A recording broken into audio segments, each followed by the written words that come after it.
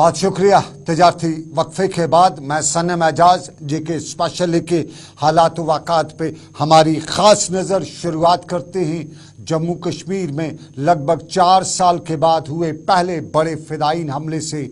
याद होगा 14 फरवरी 2019 का दिन और कश्मीर के लतपोरा इलाके में फ़िदायीन हमला हुआ और उस फ़िदायीन हमले के बाद हिंदुस्तान और पाकिस्तान के दरमियान एक जंग की सी सूरत पैदा हुई थी। उससे पहले उड़ी में भी फ़िदायीन हमला हुआ था, लेकिन उसके बाद आज लगभग 4 साल के बाद 2019 के बाद 2022 के में आज एक और फ़िदायीन हमला होता है और ये फ़िदायीन हमला जम्मू खित्ते के राजौरी के दरहाल के इलाके से करीबन 4 किलोमीटर दूर एक गांव में होता है। और इस गांव में ये हमला जो होता है, इसके लिए सरकारी ज़राया या पुलिस ज़राया बता रहे हैं कि इसमें लश्कर तैयबा के नहीं बल्कि जैश मोहम्मद मिलिटेंट ऑर्गेनाइजेशन मुलविस है।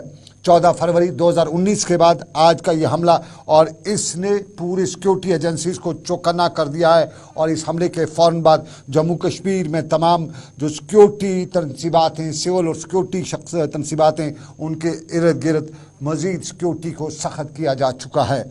हमें सरकारी और गैर सरकारी दोनों ज़राए से खबर मिली है कि दौरान शब करीबन 2 बजे के करीब राजौरी के दरहाल से कनाड़ी के 6 किलोमीटर दूर कनाड़ी गांव में एक फौजी कैंप पर मिलिटेंटों ने फ़िदायीन हमला करने की कोशिश की। जदीद हथियारों से लैस ये फ़िदायीन फौजी कैंप में दाखिल होने की कोशिश करे थे, ताहम उनकी इस कोशिश को नाकाम बनाया गया। बताया जाता है कि जो ही उन्होंने इस फौजी कैंप के आसपास जो बाड़ नस्ब की गई है उसको अबूर करने की कोशिश की तो गार्ड पर मौजूद संतरीनों ने चैलेंज किया और फिर यहाँ फायरिंग का तबादला हुआ। और फायरिंग के तबादले में बताया जाता है कि अंधाधुंध फायरिंग के तबादले में करीबन 7 लोग जख्मी हुए, जिनमें फौजी भी थे और ये मिलिटेंट भी। बताया जाता है कि जख्मी को फ़ौरन अस्पताल शिफ्ट कराने की कोशिश की गई, ताहम उनमें ज़ख्मियों में से 3 जवान जिनमें एक ऑफिसर भी शामिल है, ज़ख्मों की ताब ना लाते हुए दम तोड़ बैठा। इस पूरे हमले में ये 2 फ़िदायीन भी मारे गए हैं और जिन अफसरान की इस वाक़े में मौत वाक़ा हुई है उनमें सूबेदार राजेंद्र प्रसाद, राइफलमैन मनोज कुमार और राइफलमैन लक्ष्मण डी शामिल हैं। बाकी ज़ख्मियों को जम्मू के उधमपुर बेस कैंप अस्पताल शिफ्ट किया जा चुका है। ये वाक़ा ठीक उस वक्त हुआ है जब मुल्क में 75वां यौम आज़ादी मनाने जाने की तकरीबात का सिलसिला शुरू हो चुका है और उन्हीं तकरीबात से पहले जम्मू के राजौरी के इलाके में ये फ़िदायीन हमला दौरान शब हुआ है। और बताया जाता है कि सुबह 10 बजे तक इलाके में हालात कशीदा थे। लगभग सुबह भी एक गोली चलने की आवाज़ सुनाई दी है और पूरे इलाके को अपने फोर्सेज ने अपने नरक़े में लिया हुआ है और इस इलाके को सैनिटाइज किया जा रहा है। ये जम्मू के इलाके की सूरत हाल। जम्मू के इलाके में फ़िदायीन हमला, लेकिन कुदरती कहर का सिलसिला भी जारी है। और कुदरती कहर में ये भी बताया जाता है कि आज सुबह या यूं कहें दौरान शब जो बारिशें उनकी वजह से रामबन के इलाके में भी एक बारिश का तूदा गिराने की वजह से नुकसान हुआ है और उसमें माँ और बेटी समेत 3 लोग बह गए थे, जिनमें से एक को बचाया जा चुका है। ये रामबन के इलाके में दौरानी शब सूरत हाल हुई और इसी सूरत हाल के साथ आपको बताते चलें दौरानी शब बारिशें भी ज़ोर की हो रही थी और पिछले 24 घंटों में या यूं कह सकते हैं 12 घंटों में जम्मू खित्ते में जो बारिशों का सिलसिला देखने को मिला है, जो मुतवातिर बारिशें होती रही, मौसलाधार बारिशें होती रही, उससे जम्मू खित्ते सैलाबी सूरत पैदा हुई।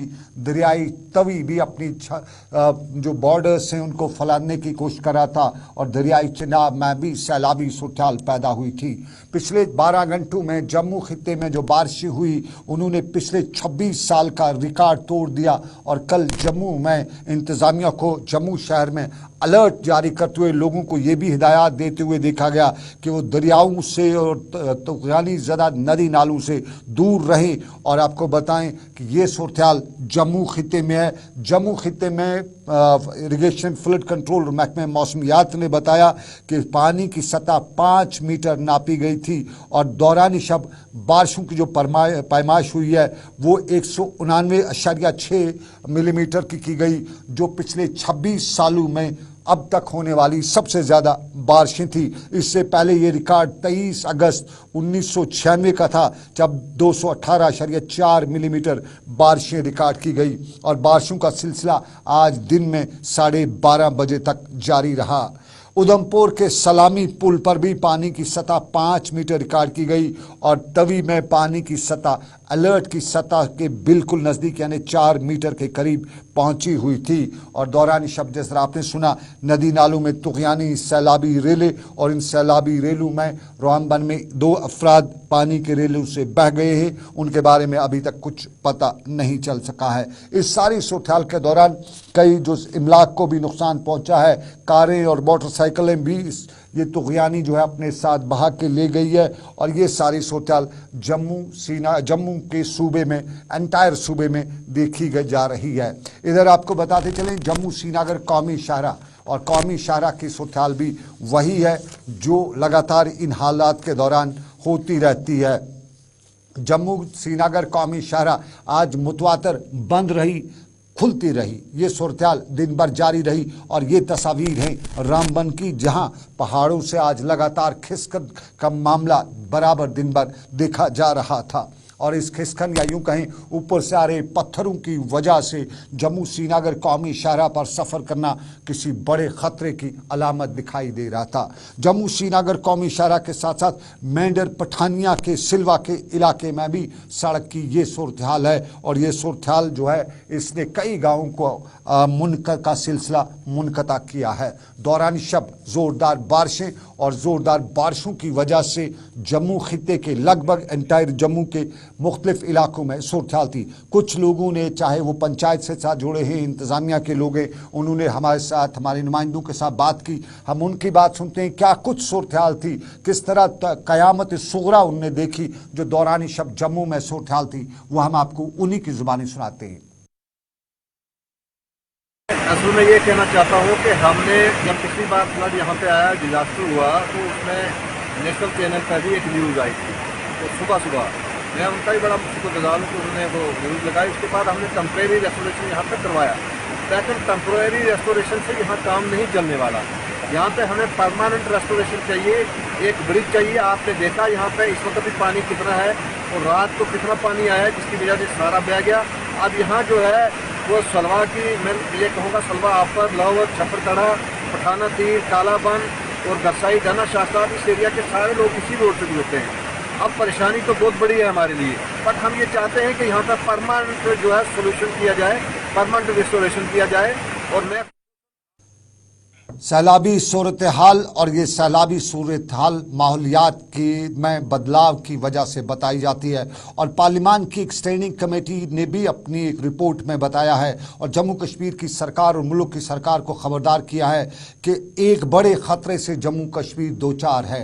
हमारे जो ग्लेशियरें 10 के करीब बड़ी तेज़ी से पिघल रहे हैं। और पार्लियामेंट की स्टैंडिंग कमेटी ने अपनी एक रिपोर्ट में जम्मू कश्मीर की सरकार को ख़बरदार करते हुए बताया है कि ये जो सूरत-ए-हाल है ये 2014-15 के सैलाब से ज़्यादा तबाहकुन सूरत-ए-हाल पैदा कर सकती है और इसका इलाज इस वक्त करना ज़रूरी है। जम्मू कश्मीर माहौलियात के तवाज़ुन के हवाले से ख़तरे की घंटी बजा सकता है और ख़तरे पर जम्मू कश्मीर है। जम्मू कश्मीर भूचालों के मामले में भी पहले ही सिस्मिक जोन 5 में है और उसके साथ साथ अब ये जो सूरत-ए-हाल पैदा हुई है इसने कई जो जानकार हैं उनके होश उड़ा के रखे हुए हैं। माहौलियात ख़तरे की दहलीज पे खड़ा है और ये माहौलियात का नुकसान जो है ये हमारे लिए बड़ा नुकसानदेह बन सकता है। लेकिन आपको बताएं, यात्रा खुश असलूबी के साथ अब की बार इख्ताम पसीर हुई।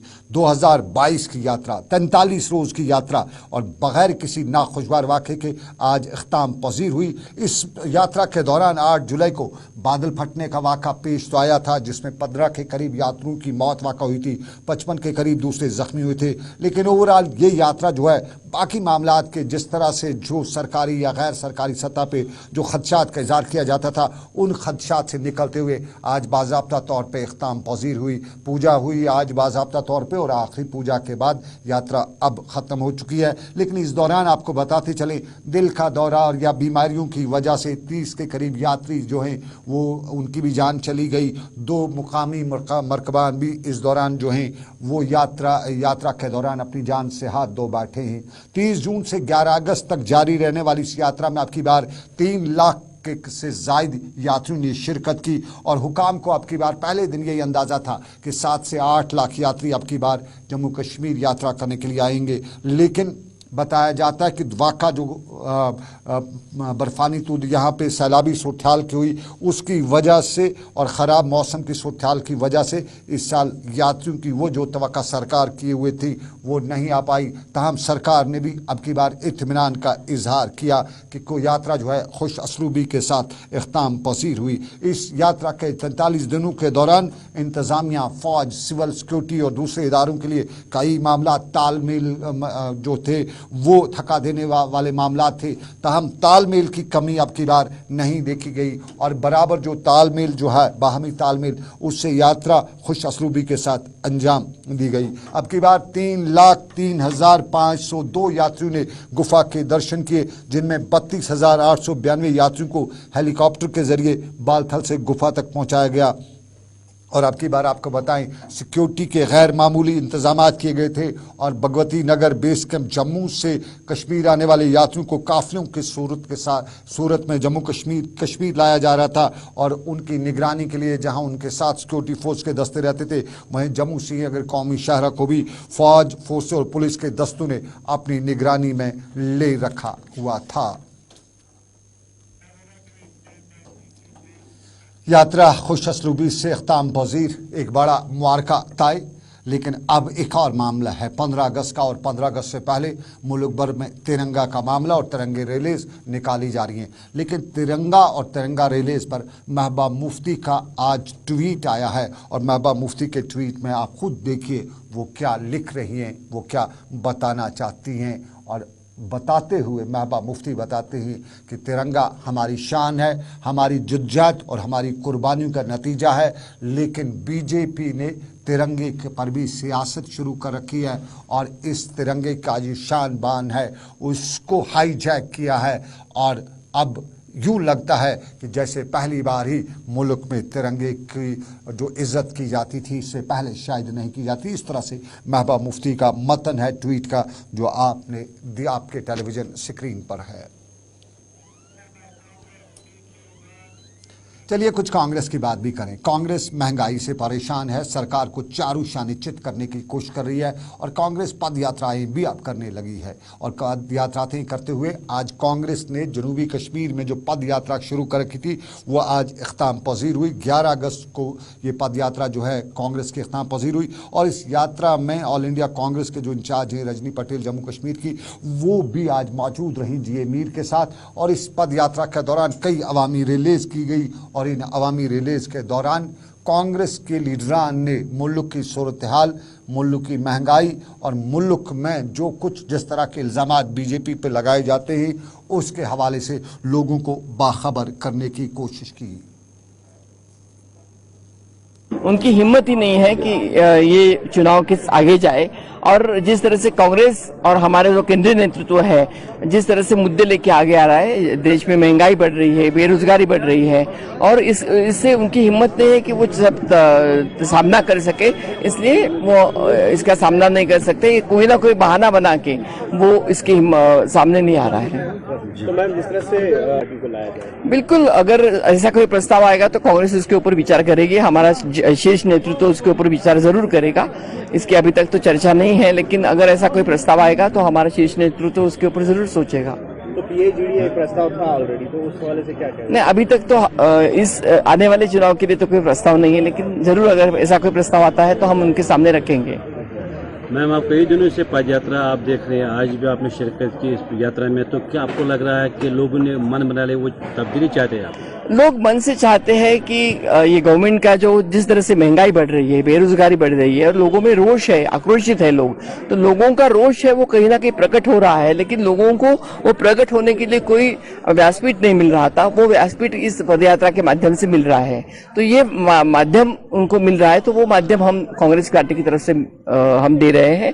हम लोगों को सम्मिलित करते जा रहे हैं उसमें। ये सिर्फ कांग्रेस पार्टी की नहीं, उसमें लोगों को ही सम्मिलित हम करते जा रहे हैं। ये पूछना चाहते हैं कि जो बीजेपी तिरंगा का नाम लेती है, उन्होंने गए 52 साल से, क्योंकि मैं खुद महाराष्ट्र से आती हूँ और बीजेपी का नागपुर का जो उनका मेन जो ठिकान है वो नागपुर में है। 52 साल में आरएसएस ने कब तिरंगा फहराया था, वो हमें पहले जवाब दे कि कांग्रेस का जब नाम लेते, कि कांग्रेस ने ही पहला तिरंगा का झंडा लेके पहली लड़ाई कांग्रेस ने की थी, इस देश को आजादी कांग्रेस ने दी थी। तो कांग्रेस को कोई देश हित और देश के बलिदान के लिए न बताए, कांग्रेस ने इस देश के लिए क्या बलिदान। चलिए, कांग्रेस के लीडरान तिरंगे की बात भी कर रहे हैं और आने वाले चुनावों के हवाले से बात कर रहे हैं। रजनी पटेल कांग्रेस की बड़ी लीडर और जम्मू कश्मीर में पद यात्राओं में हिस्सा ले रही थी। लेकिन आपको नाज़रीन बताएं, कल हमने आपको सीएजी रिपोर्ट का खुलासा करते हुए बताया था कि सीएजी ने अपनी रिपोर्ट में बताया है कि 10,000 करोड़ रुपए का कोई अता पता नहीं है। अता पता तब होता जब उनका यूसी यानी यूटिलाइजेशन सर्टिफिकेट इजरा किया गया होता, लिखा गया होता कि ये 10,000 करोड़ रुपए जम्मू कश्मीर सरकार ने तो वसूल किए, लेकिन कहाँ रखे, खर्चा किए, ट्रेजरी में रखे, कहीं और किए, कोई बंड बनाया, कोई बिल्डिंग बनाई। यूसी सर्टिफिकेट उसी का मतलब होता है, यानी हमने ये यूटिलाइज कर लिया है। लेकिन ये 10,000 करोड़ रुपए कहीं यूटिलाइज नहीं किए गए हैं, या अगर किए गए हैं तो उनके हवाले से कोई सर्टिफिकेट वगैरह इजरा नहीं है। यानी कहीं न कहीं आम ज़ुबान में, हिंदी का लफ्ज़ है सरल भाषा, आम लफ्ज़ों में, आम आदमी की ज़ुबान में कहें तो नून में नुक्ता है, गाप में घोटाला है, ये आम लोग कहते हैं। लेकिन सीएजी की रिपोर्ट है, किसी आम आदमी की रिपोर्ट नहीं है। और 10,000 करोड़ रुपए बड़ी रकम होती है। यूँ तो हमारे मुल्क में करोड़ों रुपए, 10,000 क्या कई हज़ार करोड़ रुपए के घोटाले होते हैं। क्या पता कश्मीर में भी, जम्मू कश्मीर में भी ये 10,000 करोड़ रुपए का कोई घोटाला ना हो। लेकिन ये घोटाला है या नहीं, सरकार ने इस पर अपना मन बना लिया है तहकीकात करने का। और बाज़ाब्ता तौर पे, इब्तदाई तौर पे 43 अफसरान की सरकार ने आज एक फ़रिस्त मुकम्मल की है। और बताया जाता है कि ये फ़रिस्त उन अफसरान की है जिन्हें यूसी यानी यूटिलाइजेशन सर्टिफिकेट में कहीं कोताही दिखाई है, कहीं पीछे रखी है, कहीं किया नहीं है। तो इन 43 अफसरान को डेडवुड में सरकार डालने जा रही है। सिविल सेक्रेटरी श्रीनगर के ज़राया से हमें मालूम हुआ है कि हमने ख़बर की, ख़बर पे सरकार ने रिएक्शन किया और सरकार का रिएक्शन 24 घंटे में देखने को मिला। और उस यूटिलाइजेशन सर्टिफिकेट के बाद 43 अफसरान की फ़रिस्त सरकार मुकम्मल कर रही है, जिन्हें किसी भी वक्त जुम्बिश कलमदान से हटाया जा सकता है। लेकिन आपको नाज़रीन बताएं, एक और अलमिया भी है, हमारी एजुकेशन का अलमिया है, हमारी सेहत का अलमिया है। यूँ कहें तो एक मजबूरी, तिबी मजबूरी के कारण की वजह से आज हमें श्रीनगर के जेवीसी अस्पताल जाना पड़ा। थोड़ी सी वो रवानी ज़िंदगी की, उसमें कुछ उतार चढ़ाव, और उन्हीं उतार चढ़ाव के बीच में जब सुबह हमें डॉक्टर को देखने के लिए जेवीसी अस्पताल 10 बजे के करीब पहुँचे तो हमें लाइन में इंतज़ार में करना पड़ा। लाइन हमें ओपीडी टिकट की लानी थी, उसके बगैर हम डॉक्टर से मिल नहीं सकते थे। और ये ओपीडी टिकट लाने के लिए हमें करीबन 45 मिनट तक इंतज़ार करना पड़ा, क्योंकि लाइन लंबी थी, काउंटर 3 थे और 3 काउंटरों पे एक सबसे बड़े टेरिटरी केयर हॉस्टल में बीमारों की एक बहुतात। और फिर करीबन 45 मिनट के बाद हमें अस्पताल का ही एक मुलाजिम, उन्होंने हमें दूर से देखा, शायद हमें पहचान गए और जान पहचान की वजह से उन्होंने पीछे से जाके टिकट निकाला और यूं हमारा काम आसान कर दिया। काम यहाँ पे हमारा आसान हो गया, लेकिन ज़रूर हमारे दिमाग में, हमारे दिल में ये बात चुभ रही थी कि हमारे पीछे, हमारे आगे जो लोग थे, हमने उनसे आगे कर लिया। 45 मिनट के बाद जब हमें टाइम मिला, टिकट मिली, तो जो ही हम डॉक्टर के कमरे के बाहर पहुंचे तो वहां पर भी वही हाल था। टिकट थमाया गया और 1.5 घंटे के बाद हमारा नंबर आया। और यूं कह सकते हैं कि 2 घंटे इंतज़ार, और 2 घंटे इंतज़ार जब तड़प थी, जब दर्द था, और ये 2 घंटे दर्द और तड़प के इंतज़ार में हमें जो कुछ भी झेलना पड़ा उसका अंदाज़ा वही कर सकता है जो कभी दर्द में मुब्तला हुआ हो और फिर अपनी बारी का इंतज़ार अस्पताल में करता रहे। 2 घंटे के इंतज़ार के बाद हमें दोबारा एक्सरे और दूसरे टेस्ट के लिए जब भेजा गया तो वहाँ पे भी ये लंबी लाइन थी, और इस लंबी लाइन के बाद में हमें यही मालूम हुआ कि बेहतर है किसी प्राइवेट अस्पताल ही जाएं, जहां फ़ौरन यहाँ से गए, डॉक्टर से नंबर लिया और उसके बाद ट्रीटमेंट शुरू। और करीबन 3 घंटे के बाद डॉक्टर ने बाज़ाब्ता तौर पे हमें प्रिस्क्राइब किया, दवाई दी। यह हमारे अस्पतालों का अलमिया है, और इस अलमिया में हमें सबसे बड़ी लाइन जो बाहर की लगी, जो ओपीडी की टिकट लाने की लाइन जो हमें नज़र आई, उसमें सबसे ज़्यादा कर्ब है, उसमें सबसे ज़्यादा दर्द है। और ये कर्ब और दर्द बताया जाता है कि पिछले दिनों से ही शुरू हुआ है। पहले कई लोग उस काउंटर पे काम करते थे, 5-10 काउंटर बने हुआ करते थे, और उन 5-10 काउंटरों पे 5-10 जेवीसी के मुलाजिम फ़ौरन टिकट दिया करते थे। कंप्यूटराइज्ड सारा सिस्टम है। लेकिन आज इस हालत में बताया जाता है कुछ इंतज़ामिया वहाँ की बदली है, और बदली इंतज़ामिया ने कुछ अवाम को परेशान करने का शायद हुनर समझ लिया है। और यूँ परेशानी अस्पताल जाते हुए सुबह 10 बजे गए तो 1 बजे के करीब हमें डॉक्टर से मिलने का मौका मिला। वो भला हो हमारी शक्ल का, कुछ लोग वहाँ पे कुछ जो स्टाफ के लोग थे वो हमें जानते थे, तो कुछ हमें प्रायोरिटी मिली। बिना प्रायोरिटी के जो आदमी जेवीसी अस्पताल जाए तो उस बेचारे को क्या 1 दिन में इलाज हो पाएगा? हमें आज 4 घंटे के तजुर्बे से यही मालूम हुआ कि गरीब को कभी शायद जेवीसी में इलाज मुहैया नहीं होता होगा, क्योंकि लंबी लाइनों का इंतज़ार करते करते 2 बजे डॉक्टर साहब निकल जाते हैं, और 2 बजे के बाद फिर उसका कहीं इलाज होना नामुमकिन सी बात है। लेकिन अब ज़रा सियासत पर चलते हैं, और सियासत में जम्मू कश्मीर की स्टेटहुड, जम्मू कश्मीर के इंतखाबात, और इन्हीं इंतखाबात और स्टेटहुड की बात सरेआम बाज़गश्त बनी हुई है। हर कोई बता रहा है कि इंतखाबात होंगे, कोई क्या बताता है कि कैसे होंगे, क्यों होंगे, और ख़ुद इलेक्शन कमीशन की ताज़ा तरीन नोटिफिकेशन ने यूँ कह सकते हैं सवाल बड़ा खड़ा किए हैं। और आम आदमी पार्टी भी यही सवाल लेके आज श्रीनगर में लगातार दूसरे दिन प्रेस कॉन्फ्रेंस कर रही थी, और आम आदमी पार्टी ने भी श्रीनगर में आज प्रेस कॉन्फ्रेंस करते हुए बताया कि इंतखाबात और जम्मू कश्मीर में स्टेटहुड, ये 2 मुद्दे हैं जिन पे आम आदमी बात कर रहा है पार्लियामेंट से कि यहां पे हम जो है स्टेटहुड की बहाली करेंगे, इलेक्शंस कराएंगे।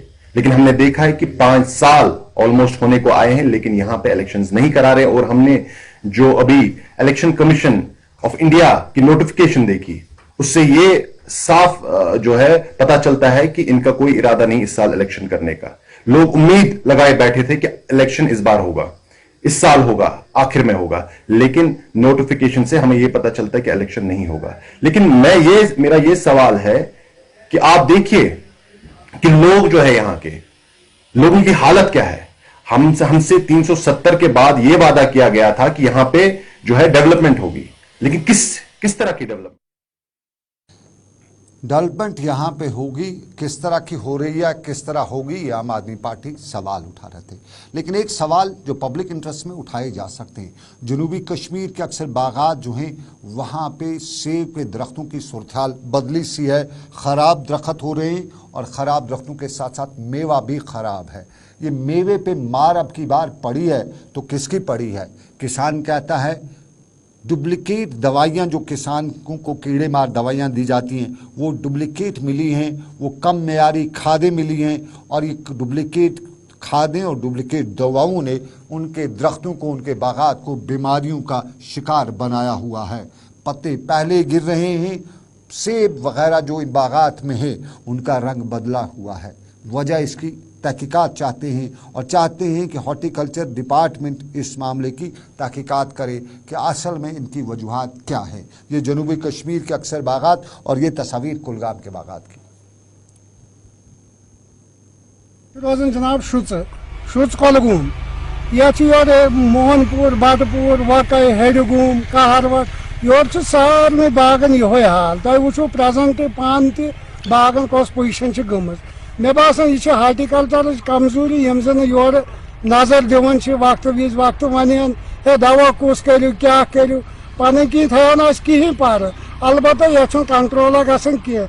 मे बासान फिक्र तरन कि अत दवा कह रलत यम सू ज्यादा डैमेज। बागात का नुकसान, हमारे जानवर भी मर रहे हैं, और ये जानवर शुमाली कश्मीर के मुख्तलिफ इलाकों में मरने की खबरें आ रही हैं और बताया जाता है कोई लंपी डिजीज़ अब की बार इन जानवरों को हुई है। और इस लंपी डिजीज़ के बारे में भी बताया जाता है कि सरकार ने ही, हमारे एनिमल हस्बेंड्री ने ही सरकार यहाँ पे जानवरों के लिए कोई दवाई दी थी, बाद में मालूम हुआ वो सड़ी हुई थी, उसकी डबल पैकिंग की गई थी और ये लंपी डिजीज़ उसी की वजह से है। ये आमतौर पर किसान बता रहे हैं, ख़ासतौर पर शुमाली कश्मीर के कुपवाड़ा या दूसरे इलाकों में। महकमा इस मामले में अभी तक खामोश है, कोई बात सामने महकमे ने नहीं रखी है, लेकिन कोई लंपी डिजीज़ है और जिसके हवाले से भी सरकार के तक ये बात पहुंचाना ज़रूरी है, क्योंकि जानवर, पशु जिसे कहा जाता है हिंदी में, वो मारे जा रहे हैं। तो आपको बताएं, फिलहाल आप देख रहे थे जीके स्पेशल सनम के साथ श्रीनगर के स्टूडियो से। आज के इस खास प्रोग्राम से मुझे दीजिए इजाज़त, ऊपर वाले की रही मर्जी, फिर करेंगे आपसे मुलाकात। रखिए अपना ख्याल, अल्लाह हाफिज़।